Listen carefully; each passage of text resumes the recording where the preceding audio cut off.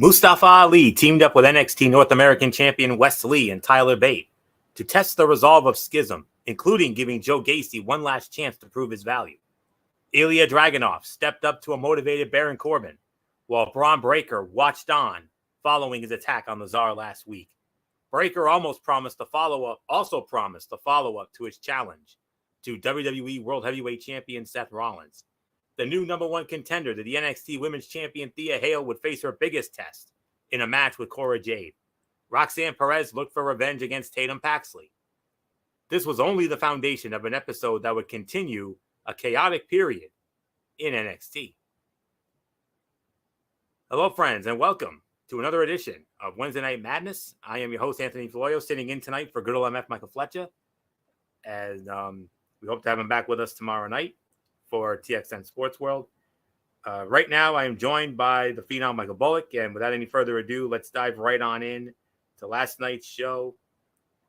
As it was, we started off like we always do every Wednesday night with NXT, which was from the Capitol Wrestling Center in Orlando, Florida. And we started it off with a six-man tag team matchup. The Schism, Joe Gacy, Jagger Reed, and Rip Fowler, with Ava in their corner squaring off against North American champion Wes Lee, Tyler Bate, and Mustafa Ali. Winners of the match, 14 minutes and 26 seconds. The babyface team, Tyler Bate, Wes Lee, and Mustafa Ali pick up the win. All right. Great way to start the show here. You could certainly call for Fight of the Night honors here. Let me say it like this. Schism always performs at a high level in the ring, no matter how much the gimmick cannot get over. Reed and Rip Fowler sold well for the babyface team, and Gacy got a little credibility with a near win. If Schism do not drastically change after this loss, the group will have nothing left to bring to the main roster, despite the talent involved. Mustafa Ali was the star of the match, working as though he hasn't had a real opportunity in years. He looked near unstoppable and picked up his second win in NXT. The longer he stays in NXT, the more likely it is that he dethrones the NXT North American champion. Lee will first need to defeat Tyler Bate, who was a phenomenal performer in his own right. A brawl broke out before the bell. Once it calmed, Ali took the ring and was welcomed by the crowd with a Prince Ali chant. He is a top guy to the NXT crowd.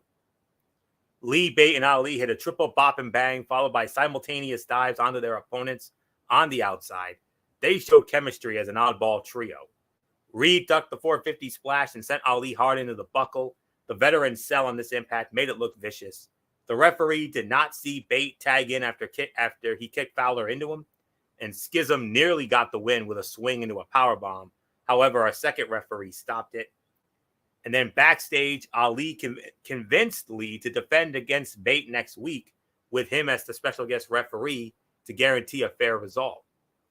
Ali's got a plan forming here. There is no question about this. So 3.5 to 3 3/4 of a star. A fantastic jump off to last night's NXT with a phenomenal six-man tag team matchup.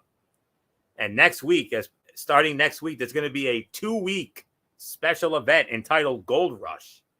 And as part of week 1 next week, it is official. Wes Lee will defend the North American Championship against Tyler Bate, with Mustafa Ali serving as the special guest referee. So we're going to have to keep an eye on that next week for sure. But for right now, this was 3.5 to 3 3/4 of a star. You could certainly call Fight of the Night on this one. We wouldn't be mad at you on that. So with all that being said, Michael Bullock, come on in. What a way to jump off NXT last night. Fantastic six-man tag team action to start it. The babyface team, Wes Lee, Tyler Bate, and Mustafa Ali. 14. Yeah, 3.5, 3 3/4. You definitely call for Fight of the Night here. I mean, what a great way to start it off. But, yeah, if things don't change with the Schism, it's not going to look for them whenever they do go to the main roster. And I'll tell you what, the babyface team won, but now with this NXT North American title match that's going to happen next week with Tyler Bate going up against Wes Lee, with Mustafa Ali, especially against referees.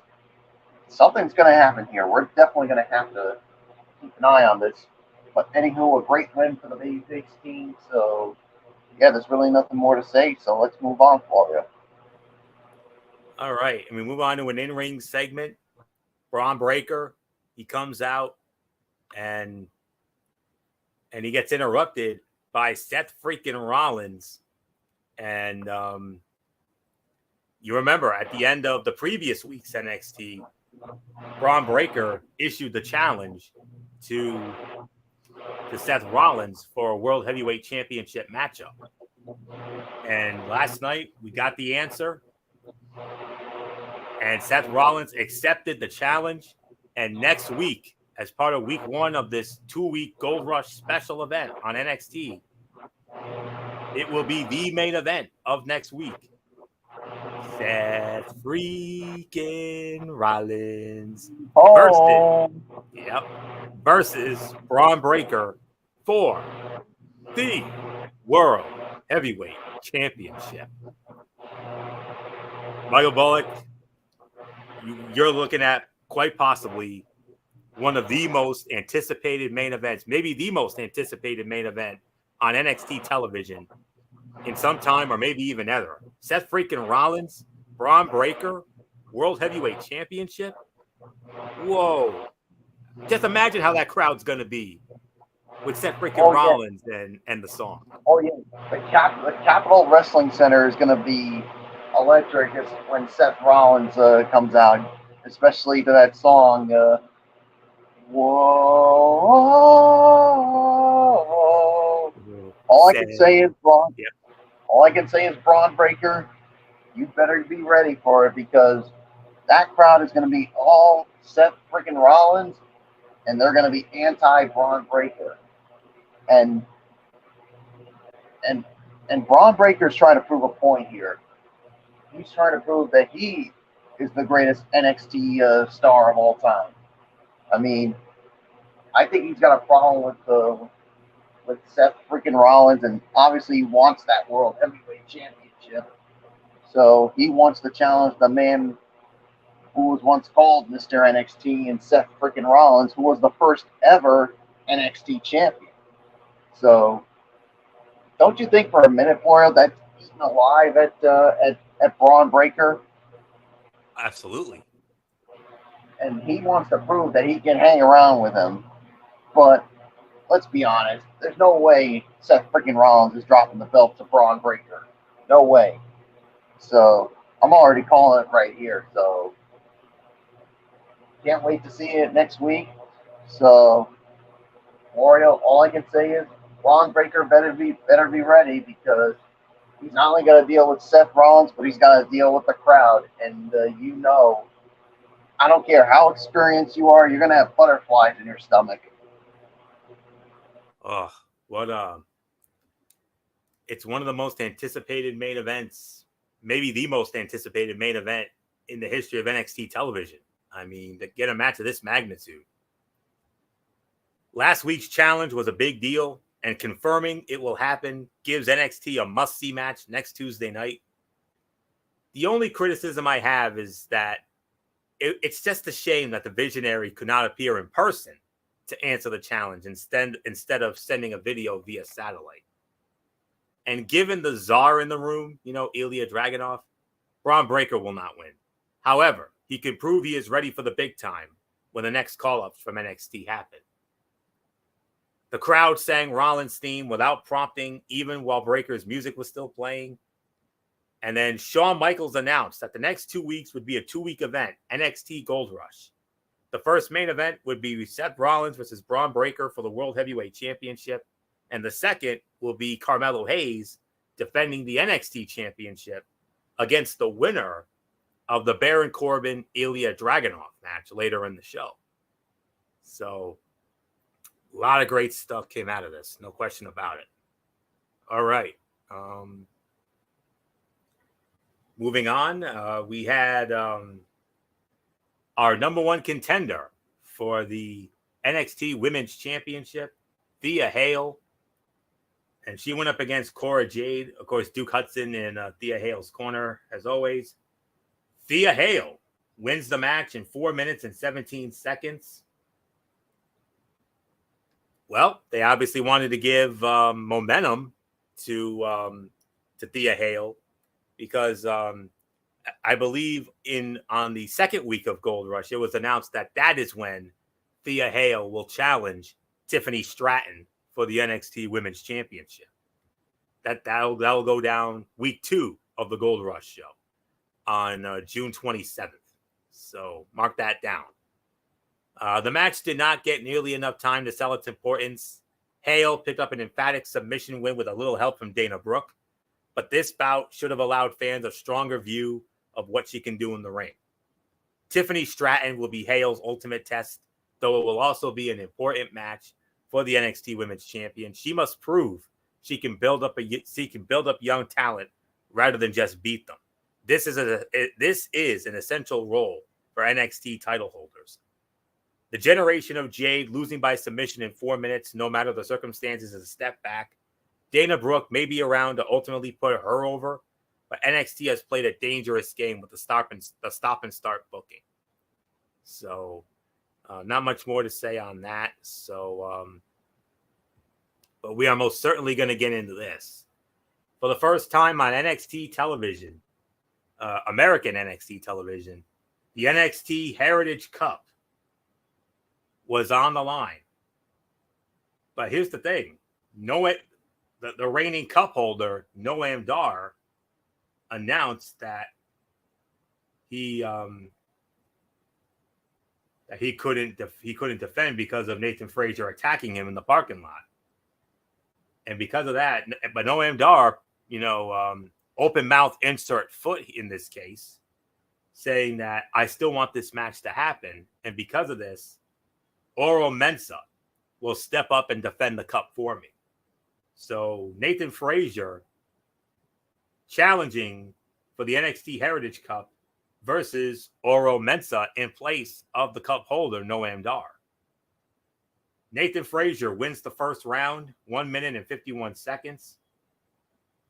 And then Oro Mensah at 1:58 of round 2, even the bout at 1 fall apiece. Now remember, 6 3-minute rounds with and whoever wins 2 and the first to win 2 falls wins the match and the NXT Heritage Cup. Nothing happened in the third round. It went to the fourth round. And then 2 minutes and 30 seconds into the fourth round, the winner of the match and new NXT Heritage Cup champion, Nathan Frazier. Nathan Frazier wins the Heritage Cup. I mean, I got to do some quick math here.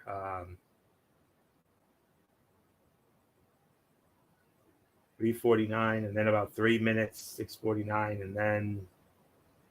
So we're looking at about 9 minutes and 19 total minutes. A total of 9 minutes and 19 seconds. So, but regardless, Nathan Frazier wins the Heritage Cup.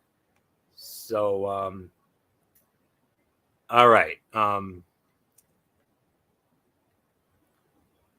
It was nice to finally see Oro Mensah wrestling fully in an NXT ring again.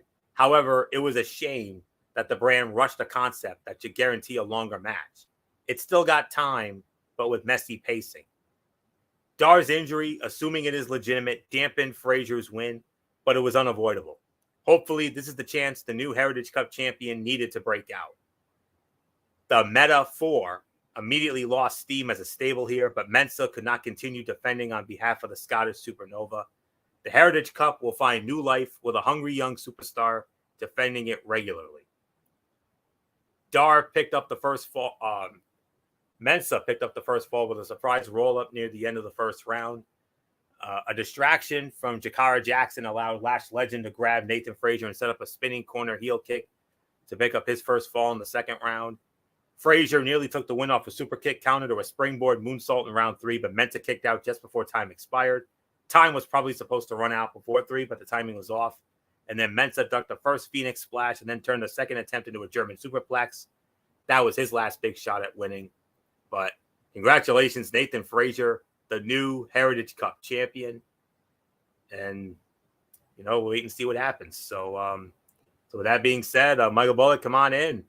A bit of an asterisk here because it was not over the cup holder, Noam Dar, but perhaps he's injured legitimately. I don't know. We're going to have to look into that. But all I do know is that Nathan Frazier is your brand new NXT Heritage Cup champion. How about it?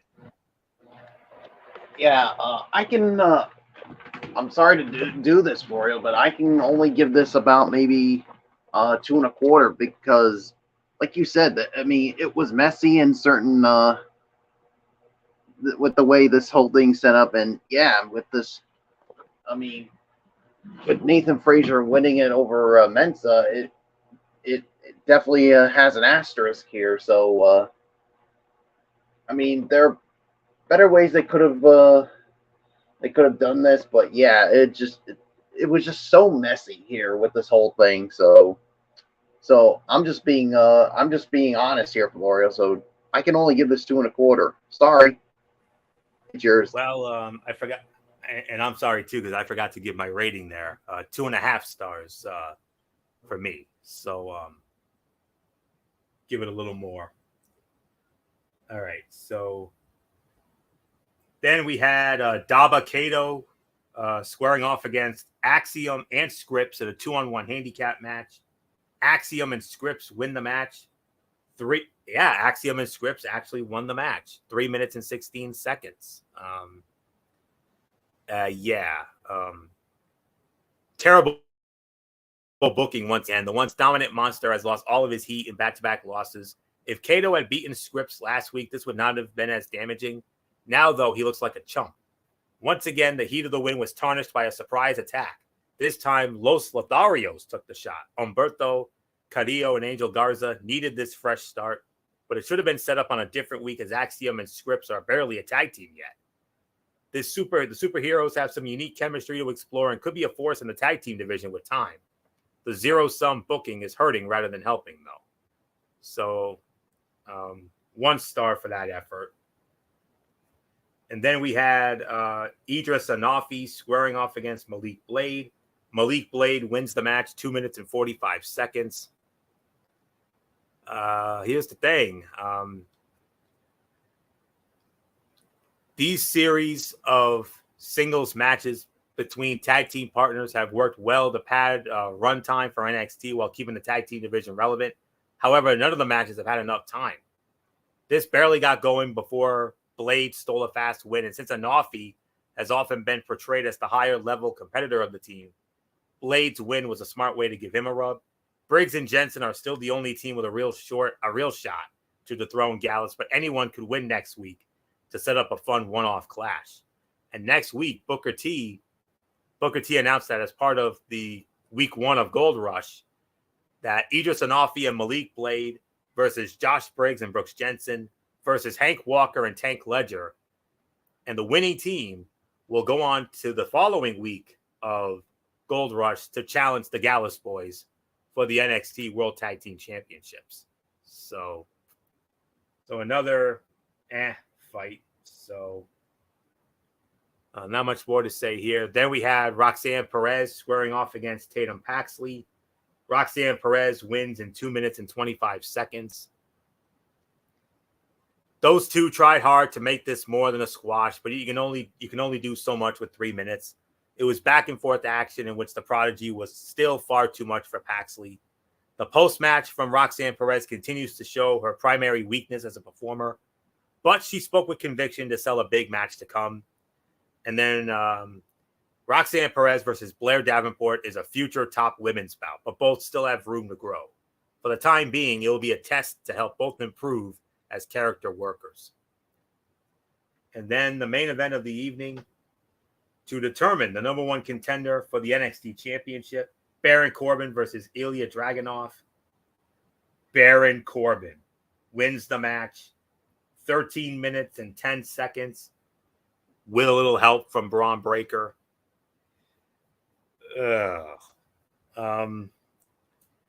Michael Bullock, I'll say it, good match. it was the second best fight of the night, yes, but not quite the outcome we wanted. But then again, when you have an event like the Great American Bash, you want the bigger name main events. So, but nonetheless, in 2 weeks, as part of the second week of Gold Rush, Baron Corbin will challenge Carmelo Hayes for the NXT Championship. So with all that, Michael Bullock, your thoughts on the match? Corbin wins the match with help from Braun Breaker, 13 minutes and 10 seconds.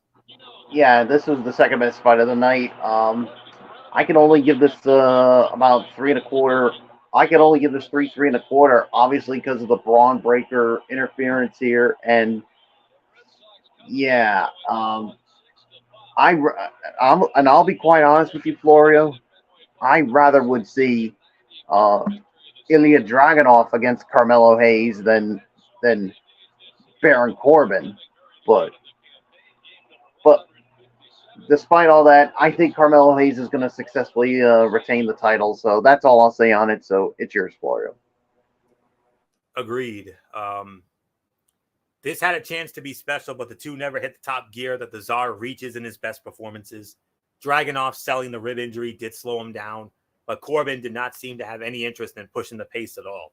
It was a fine main event, but hardly the best part of the program. Corbin will need to step up his game against Melo in 2 weeks. This could be make or break time for him. It was disappointing to end this match with a messy interference angle when Braun Breaker should be focusing on Seth freaking Rollins. Hopefully, Breaker and Dragunov will clash soon if they are going to ruin each other's matches each week until then. Hold on 1 second. Okay. Dragunov ripped off Corbin's shirt early and began battering him with chest chops. The Lone Wolf caught the Tsar on the announce table and repeatedly smacked his bandaged ribs and then slammed him into the apron. Dragunov hit a diving knee drop into a diving senton, but the impact on his ribs slowed him. He followed up with a DDT, delayed vertical, and low forearm smash, and only Breaker's interference could save Corbin. 3 to 3.25 stars. I 100% agree with the rating. Second best fight of the night. Overall, I'll say this. The pieces of the puzzle have not come together in recent weeks as a good card fell short of expectations. Only the opener lived up to expectations. Mustafa Ali feels different in NXT, and he is telling an interesting, slow-build story with Wes Lee that has been tough to predict. Tyler Bate and Wes Lee, as well as Schism, continue to steal the show every week in the ring. However, Baron Corbin has yet to show his value at the same level. His run could be ending in 2 weeks, but he has not elevated Trick Williams or Ilya Dragunov so far. Actually, he's made them worse. The tag team division is packed with talent and will have some good weeks to come despite a lack of TV time this past month. The women's division is also moving slowly but has elevated new names at the same time. While the direction of NXT is still positive, the individual shows are falling into a familiar pattern, sacrificing match time for more variety. At least one bout, Malik Blade and Idris Anafi or Axiom and Scripps versus Dabba-Kato, could have been cut to elevate another. Maybe Thea Hale versus Cora Jade or Roxanne Perez versus Tatum Paxley on this show. Luckily, NXT Gold Rush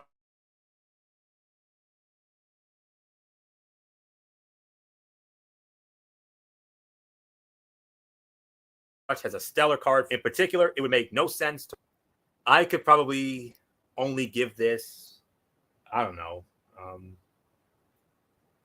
probably in excess of, because the opener was great. The main event, second best fight of the night. You had a fun little angle with Brock Breaker and Rollins, even though I kind of wanted to see Rollins in person there, but that's okay. So I would probably say maybe around the 3 to 3.5 out of 10. I'm sorry, this was not a good show at all. But like I said, the next 2 weeks with Gold Rush, I got a good feeling about both of those shows, especially with the stacked cards for both of them. So not much more to say here. 3 to 3.5 out of 10. Show. What else is new? But Bullock, luckily, the next 2 weeks, I got a good feeling about them. I'm sure you've got a good feeling about them, considering the stellar cards that have been announced for both weeks as part of this 2-week Gold Rush special starting this Tuesday night. So It's a 3 to 3.5 for this time around, for this go around, but the next 2 weeks, man, we'll make up. We'll more than make up for this blast show we got last night.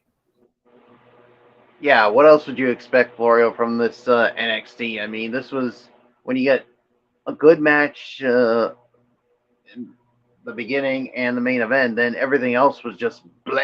So, yeah, that's NXT for you folks. That's why the show is what it is to this day, and I hate to say it, but it ain't going to change anytime soon. So, yeah, so I'm with you, Florio. 3.5. I mean, another blah edition of NXT, but hopefully these next 2 weeks, with it being Gold Rush, it'll be really good. But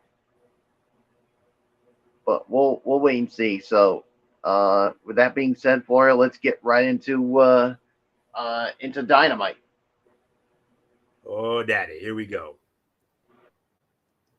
Just all right. Adam Cole and MJF find themselves on a collision course towards an AEW World Heavyweight Championship match. And tonight, the former had the opportunity to earn a shot at the self-proclaimed devil as they clashed in an AEW World Title Eliminator match. The Blockbuster Showdown headlined a broadcast that also featured the latest in the rivalry between the Elite and the Blackpool Combat Club, an AEW Women's Championship match, and the latest title defense by TNT champion Wardlow. Find out what went down tonight with this recap of the TBS broadcast airing live from the birthplace of AEW Dynamite, the Capital One Center or Capital One Arena in Washington, D.C., the home of the NHL's Washington Capitals and the NBA's Washington Wizards. Okay, so and what a way to start it off with that AEW World Championship Eliminator match. AEW World Heavyweight Champion Maxwell Jacob Friedman, MJF, versus Adam Cole. Of course, for those of you who may not know what Eliminator matches are, it's very simple. If the challenger in this case, Adam Cole, if Adam Cole defeats MJF in any way, shape, or form, Adam Cole earns a future World Heavyweight Championship match against MJF down the line. Well, unfortunately, not quite here. Because what happened here, Adam Cole and MJF fought each other to a 30-minute time limit draw. 30 minutes. They went the distance. Wow. Wow. I don't even know where to start, but I'm going to try my best. What a match. What an incredible match. One of the best Dynamite matches in quite some time. This is going to rank up there as one of the greatest matches in Dynamite history. Right up there with Bryan Danielson and Kenny Omega at that Grand Slam a couple years ago. It also ranks up there with Bryan Danielson and Hangman Adam Page. And this one tonight. Wow. Adam Cole had 30 minutes to defeat MJF and earn himself a shot at the AEW World Heavyweight Championship. He fell short by 1 second as the clock ran out and his title aspirations were seemingly dashed. MJF, ever the cowardly heel, pulled out every underhanded method he had in an attempt to thwart the opposition, but it was his ability to stall and buy time that played into his favor. When challenged to 5 more minutes by Adam Cole, he slithered out of the ring like the snake he is, a classic villain who knows what to do and when to do it to elicit the desired reaction. Cole appeared to injure his arm in the middle of the match and continued nursing it throughout, so it'll be interesting to see if he is indeed injured or just hurt. If it's the latter, expect us to somehow get to Cole versus MJF in time for a future pay-per-view, maybe the All-In pay-per-view at the latest. Things got a bit clunky down the stretch as the competitors attempted to drag things out to hit the time limit, but this was still a very strong and excellent match, and the crowd in DC was red hot. Easy thumbs up. MJF mocked Shawn Michaels' trademark stance and Sweet Chin Music tune-up, alluding to obvious comparisons between HBK and his star pupil in NXT, Adam Cole. The champion delivered a tombstone piledriver on the ring apron. MJF delivered a top rope elbow drop from the ring to Cole and through the timekeeper's table at ringside. The babyface immediately nursed his left arm, which appeared to become swollen and discolored over the course of the match. The heel delivered a low blow in plain view of the referee, but there was no disqualification. He attempted to use his Dynamite Diamond ring, but referee Bryce Remsburg caught him, setting up the Panama Sunrise, the Boom, and the 30-minute time limit draw. This was a 5-star classic. I don't give a damn what anybody says. And this definitely just went into our match of the year candidate, so for sure. I mean, this felt like a pay-per-view quality match on free television. And what an incredible match it was. And I got a feeling because of this, Adam Cole is gonna reward Adam Cole and give him a shot at the title anyway. I could see Tony Khan and everybody, being so impressed and, so impressed by Adam Cole's performance in this match and the effort he put in and coming so close. They said they'll probably say with another second or with a few more seconds or so, he would have won that match. And I think in the interest of fairness, Adam Cole will get his AEW World Title shot against MJF. I think it's going to happen at the All In pay-per-view in London near the end of August because of the fact that it was announced tonight that at the Forbidden Door pay-per-view, MJF will be defending the AEW World Heavyweight Championship against Hiroshi Tanahashi. Whoa. Oh, boy, do I wish MF was here because this is I know MF would have marked the F out upon hearing this news. So all I can say is even with the finish, I don't give a damn. The match was too damn good. This was a 5-star classic, and it's definitely up there in match of the year contendership. So there is no doubt about this. So with all that being said, Michael Bullock, what a way to start Dynamite off. A 30-minute time limit draw between MJF and Adam Cole. Adam Cole will get his shot. I think it will be at Wembley in London, All In, end of August. That's my guess. Because of the fact, MJF, no rest for the weary. Forbidden Door 2. They're having him defend against Tanahashi, who's the second biggest star in New Japan, only behind Kazuchika Okada, for goodness sakes.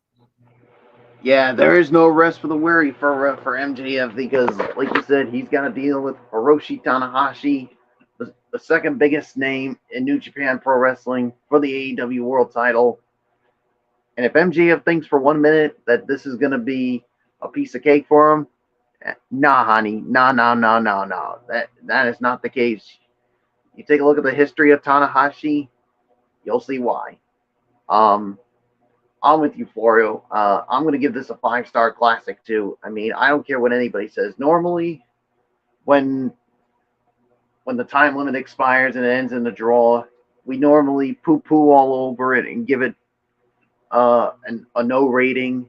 But this match was just too damn good to give it a no rating.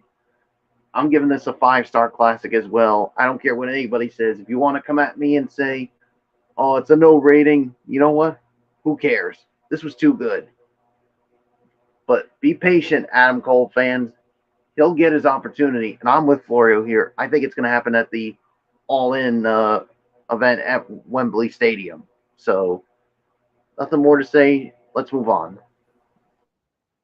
Tough to move on from something that awesome, but we got to do it anyway. Then there was an in-ring segment. Sammy Guevara interrupted by Darby Allin and then interrupted by Chris Jericho.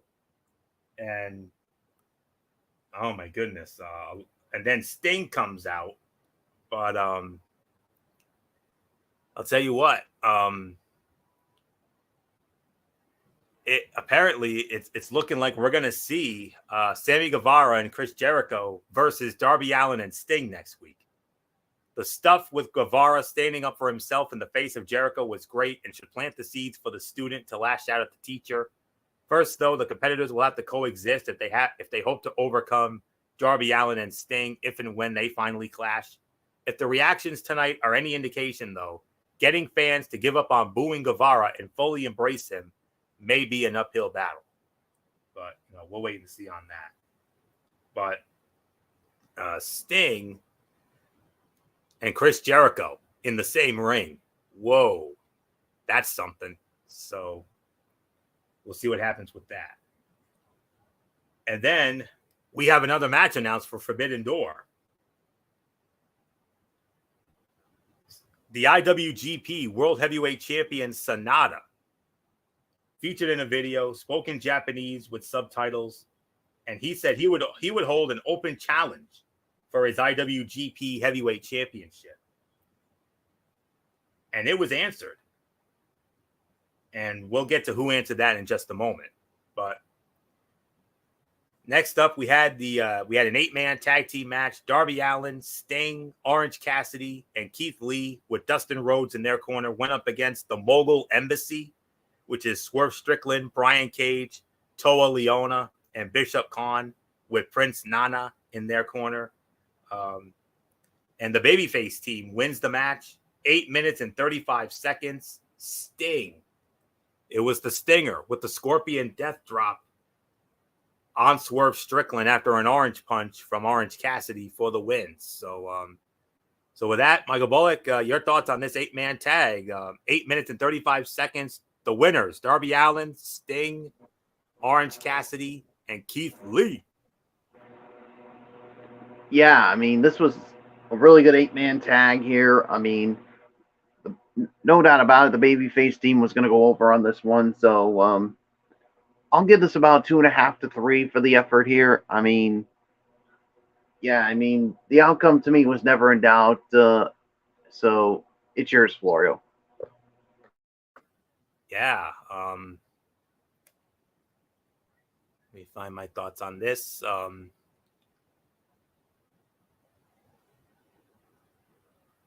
This match was pure, unadulterated fun with fast-paced action that highlighted all involved.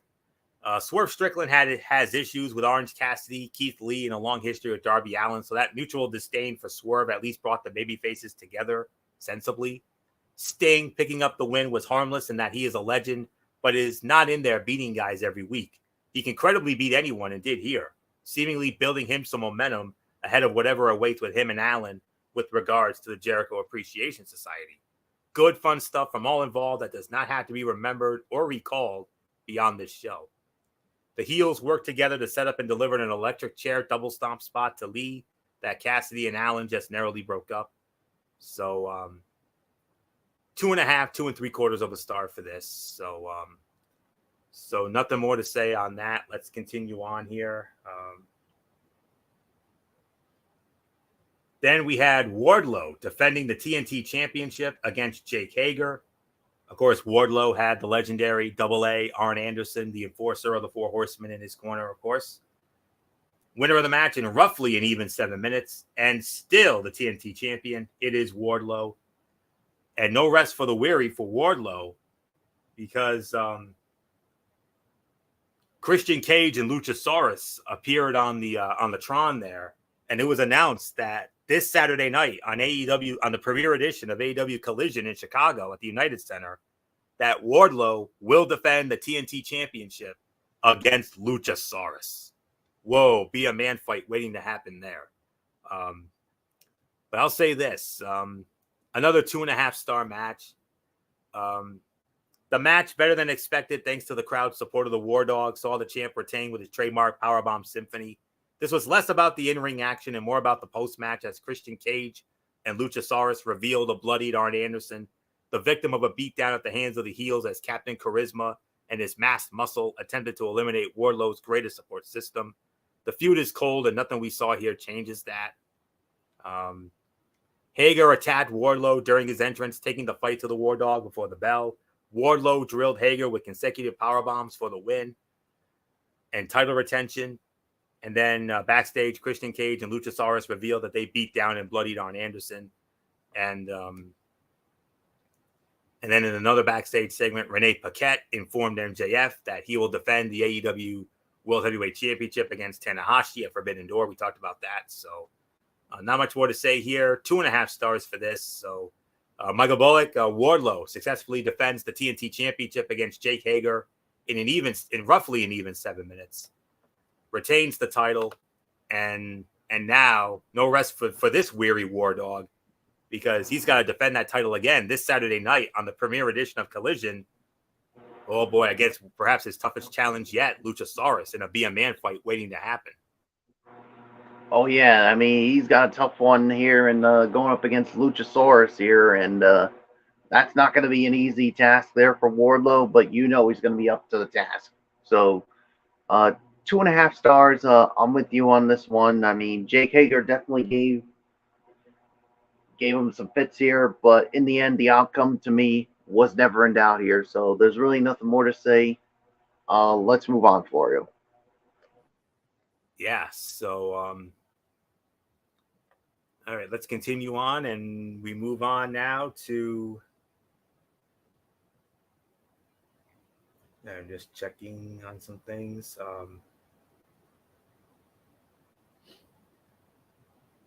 All right. Lot of backstage stuff here. Renee Paquette interviewing the AEW International Champion Orange Cassidy, and who showed up? Zack Sabre Jr. holding up his New Japan TV title and spoke about his desire to become a double champion. Could we be possibly on the verge of a Orange Cassidy Zack Sabre Jr. match at Forbidden Door? Yowza, if that happens. And Daniel Garcia showed up, and Cassidy challenged Zack Sabre and Daniel Garcia to face him and Shibata on next week's show. Okay.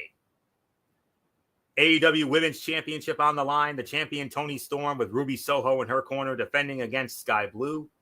Winner of the match, and once again, roughly another even 7 minutes. And still the AEW Women's Champion. It is Toni Storm.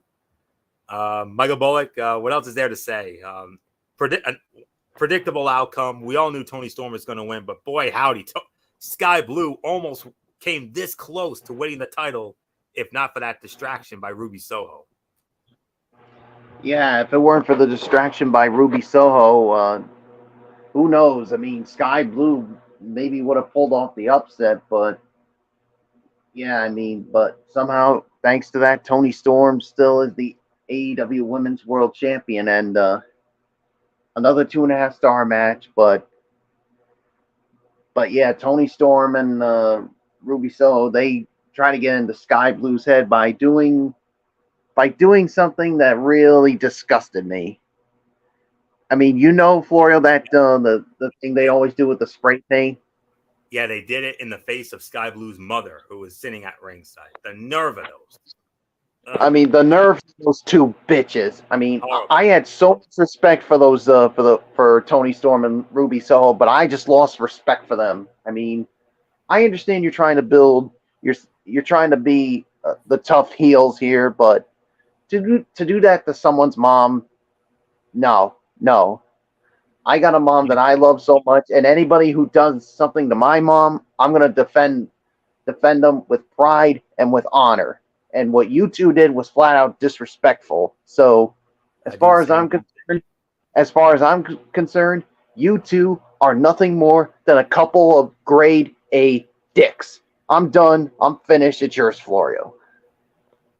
Remember, it's a family show, Blitz. So, all right, let me get into my thoughts on this.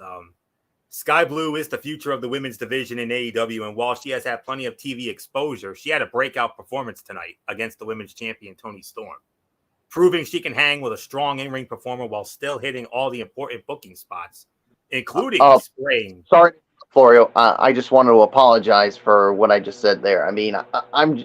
You got overexcited. Which happens, which has happened on our show many of times over the years. Yeah, sometimes I get overexcited. I say things that you get into don't mean for me to come. Yeah. Which is no problem at all. I mean, we get into this. We love this stuff, man. We've loved this stuff since we were little kids. Come on. For goodness Yeah. sakes. Oh, I know. And hell, I'm even guilty of, getting overamped about something myself. You've heard me get overexcited at times. So not the first time, sure as hell ain't going to be the last. So that's all I'll say on that. Anyways, when it comes to Sky Blue, proving she can hang with a strong in-ring performer while still hitting all the important booking spots, including spraying the Aussie in the face with her own spray paint, she showcased the improvement that comes with this type of opportunity. The incessant cheating on the part of the Outcast, followed swiftly by a babyface save, is a tired formula, though. Why not have Willow Nightingale at ringside with Sky Blue throughout this match when she knows firsthand how badly the heels cheat their way to victory? It works initially, but when it is the fallback for the creative forces, it becomes tiresome and begs for freshening up. That is certainly the case here. Toni Storm and Ruby Soho are great, though, so they managed to get the most they can out of the booking, so there's that. The heels spray painted Sky Blue's mother at ringside. Sky Blue fought fire with fire, spray painting Storm in the face and rocking him with a sidekick that earned only a 2 count. The challenger kicked out of Storm 0, but succumbed to the cloverleaf as the champ retained.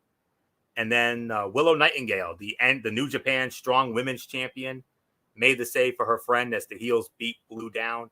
Another 2.5-star match. So there isn't much more to say on that. Okay.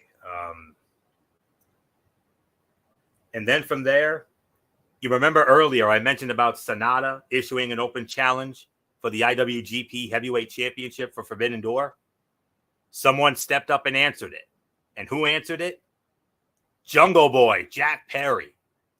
That's right. Jungle Boy Jack Perry will challenge Sonata for the IWGP World Heavyweight Championship at Forbidden Door. So another big match. This card already way more stacked than the injury-plagued card we saw last year. So I'm looking. Our excitement level for this pay-per-view has gone up sky high immediately. So holy guacamole, what a moment there. And then from there, the main event of the evening, Hangman Adam Page and the Young Bucks representing the Elite, squaring off against the Blackpool Combat Club's Jon Moxley, Claudio Castagnoli, and Wheeler Yuta. Winners of the match in roughly an even 12 minutes. Hey, the Elite actually gets one over on the BCC here. So, second best fight of the night here. This match wrote the latest chapter in the rivalry between the factions, but what came after it completely overshadowed anything that happened between the ropes. Oh my goodness. Try to keep up with us here. First was the return of Eddie Kingston, who sparred with Claudio Castagnoli ahead of an upcoming Ring of Honor World title match. Then came the arrival of Konosuke Takeshita, the return of Kenny Omega, and a surprise appearance from Will Ospreay. The latter led to a solid show-closing beatdown that put heat on one of the marquee bouts of the Forbidden Door pay-per-view. With that said, so much happened in the span of 5 minutes that it was almost impossible for any of it to sink in. Kingston's return, which should have meant more given the equity he has built up with fans, was immediately eclipsed, and Takeshita, a top heel at this point, was tossed aside in favor of Will Ospreay. This is the danger of throwing too much into one segment and not letting it breathe. Some will argue that it was an action-packed finale that will help the company build momentum entering its most significant period since the summer of 2021, but not allowing important developments to take the spotlight that they need to be the considerable deals that they are instantly diminishes them. The Bucks rocked Yuta with the BTE trigger, and Hangman put him away with a buckshot lariat for the win. A frustrated Bryan Danielson watched from the commentary table. Pupil Yuta's latest defeat, taxing his patience. Eddie Kingston returned, cleared Claudio from the ring, and came face-to-face with his former best friend, Jon Moxley. He would help his buddy by pulling Matt Jackson off of him. Konosuke Takeshita rushed the ring and attacked the babyfaces until Kenny Omega hit the ring and brawled with the newly heel associate of Don Callis. And Will Ospreay attacked Kenny Omega, laying him out and standing tall to close out the show. 3.5 stars, second best fight of the night. Michael Bullock, wow. How do you make sense of all of this? How do you follow all that? My gosh. In the immortal words of the late, great Regis Philbin. I don't know how you follow all that. I mean, this was just absolutely crazy from from the way the match started to what we saw at the end. I mean, it was just utter chaos. So 3.5 stars. I'm with you. I mean, this was the second best fight of the night. I mean, the Elite come out victorious in their feud over the Blackpool Combat Club, and then, like you said, you had the returning Eddie Kingston confronting Claudio Castagnoli, and then Konosuke Takeshita. I mean, came in, and then you had Kenny Omega returning and basically getting a little payback. But then his opponent for the IWGP United States Heavyweight Championship, Will Ospreay, came and just laid out Kenny Omega. So, yeah, I can't wait to see what goes down between those two. And, I mean, you have this along with some of the other matches. I'm telling you right now, Florio, I think this Forbidden Door pay-per-view is going to be even better than last year. But we'll see what happens as hopefully we get more matches added to what we already have. So 3.5 stars on the main event. So my overall thoughts on this edition of Dynamite, I mean, I'll give this a 7.5. I mean, you know what? I'll go 7.5 to 8 on this one. I mean, I think the thing that really made it an 8 was the match between Adam Cole and MJF. We gave it a 5-star classic. Yes, it was a time limit draw, but I don't care. This really was something special. And then you had the second best fight of the night being the main event trios match. You had some other okay matches. So, but what really made it an 8, like I said, was the MJF Adam Cole match. So it is yours, Florio. 7.5 to 8 out of 10 as well. One last thought on the main event. That match was the typically good stuff we have come to expect from the Elite, and Bryan Danielson was great on commentary as well. A lot happened on tonight's show. Adam Cole and MJF had a strong 30-minute draw at the top. Sammy Guevara appears poised to divorce himself from the Jericho Appreciation Society for the first time in his AEW career. Wardlow and Luchasaurus are about to clash over the TNT Championship on Saturday night as part of Collision. And Willow Nightingale has once again put herself in the path of the Outcasts as the booking of the women's division goes in circles. And that was all before the main event segment that jam-packed way too much into a small window. Tony Khan has a tendency to do this, throwing entirely too many matches and angles into any given show, and as a result, glossing over important developments. Yes, there is Forbidden Door on June 25th. Yes, the company presents its first episode of Collision this Saturday night on TNT. Yes, All In is on the horizon, and the company must start booking toward that event. That much in a short period of time is destined to create booking overload. It is on Tony Khan and his creative team to decide what needs to happen, and when, rather than throwing it all out there at once and hoping the audience can digest it all. Tonight's show was good, with a lot to love, but Tony Khan must walk a fine line moving forward in terms of accentuating what needs to be accentuated at that point and backing off of angles and segments that can wait a week or two. 7.5 to 8 out of 10 for this show tonight. I 100% agree with Bullock's rating on that. So with all that, that will put the bow on this edition of Wednesday Night Madness. We want to thank you all so very much for tuning in as always. We'll be back with you again tomorrow night at 10:30, right back here on the Tone 25 for a loaded, and I mean a loaded edition of TXN Sports World. We will acknowledge the new NBA champions, the Denver Nuggets. We will also acknowledge the new Stanley Cup champions, the Vegas Golden Knights. The New York Rangers have a brand new head coach. We'll tell you who that is. On top of that, we will also preview week number 10, the regular season finale of the USFL. And then from there, a very special Mikey's Mindset. Good old MF Michael Fletcher is going to have plenty to say about the Big Three draft. He's got some huge news in the world of boxing. And he will recap the UFC 289 pay-per-view. And he will also share his thoughts on the retirement of Amanda Nunes. And Michael Bullock, you, sir, are going to be in the main event tomorrow night, as Michael Bullock will be sharing his experiences from the Special Olympics State Summer Games that went down a couple of weeks ago. And I know he's going to have a lot to say about that, and I can't wait to hear all about it. So, as he's done many of times on this show in the past. So, look forward to all that tomorrow night. And then, remember, no more Friday night Cerebral Smack Talk, at least for now. As this Saturday night at 10:30 will be the debut of the brand new Saturday night edition of the Cerebral Smack Talk, hosted by good old MF Michael Fletcher, as we will review Friday Night SmackDown and the premiere edition of AEW Collision. And then Monday night, we do it all again, Ridiculously Raw on the Tone 25, Monday Night Raw.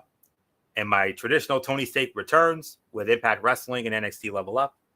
And then 1 week from tonight, we do it all again, as it will be the go-home show for Forbidden Door next week, also in Chicago at the Wintrust Arena for AEW Dynamite, in addition to NXT, of course. So that's 1 week from tonight. And with all that being said, that's it. So until tomorrow night for TXN Sports World, Anthony Florio here for the Phenom Michael Bullock, and of course in spirit, good old MF Michael Fletcher. Hope to have you back with us tomorrow night for TXN Sports World. And of course, always and forever, the First Lady Dee Dee Woodson. You know the routine, everybody. Thumbs up. Talk to you later. Yeah, throw it up Fortune 4 style. Bye for now, my friends. God bless. Be good to each other. Have a blessed Thursday. And until tomorrow night for TXN Sports World, you've been watching Wednesday Night Madness right here on the Tone 25 on YouTube and StreamYard.com.